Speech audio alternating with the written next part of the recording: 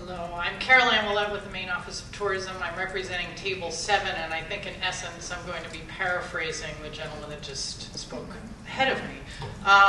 Three things: stay connected and better communication avenues to the Maine citizenry, the alumni, and also potential markets. As far as within the state, utilizing regional community contacts, similar to cooperative extension and other avenues like that. Assessing more frequently in the sense of doing strategic analysis and planning similar to corporate headquarters of a large business, but looking at more rapid change and adaptation to changing markets, changing needs within the programs, process, delivery, things of that nature. And then also empowering the faculty to do more with public service and outreach in a way to, again, enhance communication within the state and potentially outside of the state too. Again, looking at new markets as far as students. And one of the things that came into play with that was new strategy to better reach non-traditional students as well. Thanks.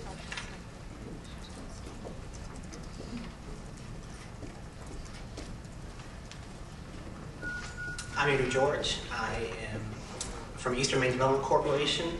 We're an economic development district that focuses on economic and workforce projects in Piscataquis, Penobscot, Washington, Hancock, Knox, and Waldo counties.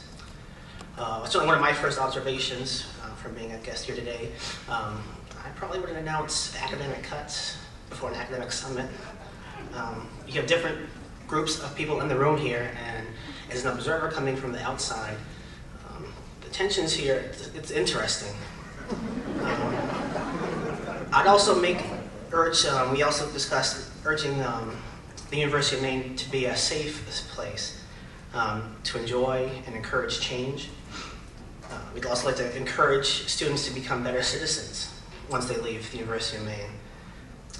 Certainly create relationships with K-12 systems, and kind of lessen tension between the university and the University of Maine system, giving the individual universities tasks and to take leadership roles in interactions amongst themselves. And certainly with the advancement of technology, we've seen a softening of certain skills such as writing, reading, and math, and try to focus on those skills and bring those back up to par.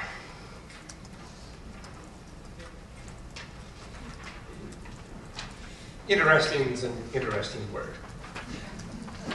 There is no good time to have a summit or any meeting, particularly the amount of planning and work that's gone into it. And someone mentioned we should do this twice a year. The entire group of folks over there went, it's a lot of work, and the fact that it's going smoothly is a reflection of the amount of work that the folks have put into it.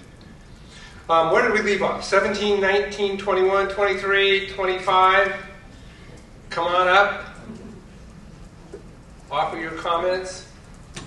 25 has been chomping at the bit.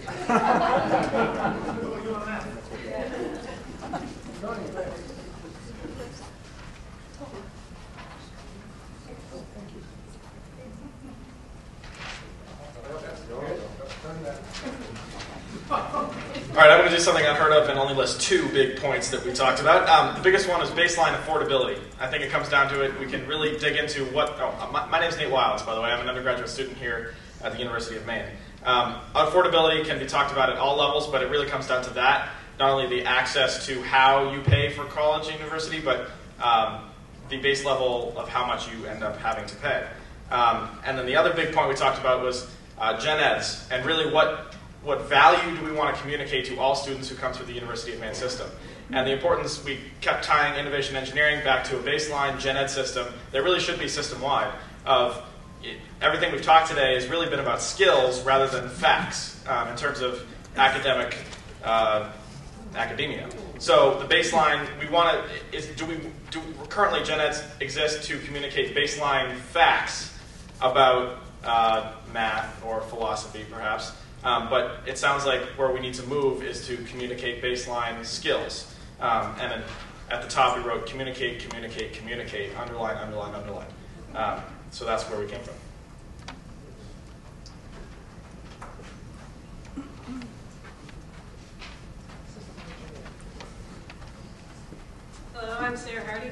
University of Maine at Farmington and from the math department. So our points are number 1. Well, first of all, we thought of all our points as kind of being providing the cross-brain training for the whole state. And so our first point is educate the public, and particularly the legislators, about the value the university system brings to the state. Facilitate the discussions and opportunities for collaboration and cross-fertilization between academic, government, and business communities.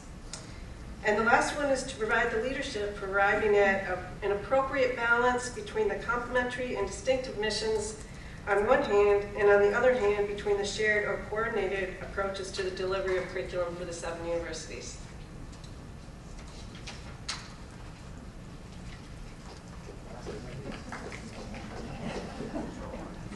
That's hard to follow. I'm Tony Brinkley. I teach in the English department, and of course I can't count.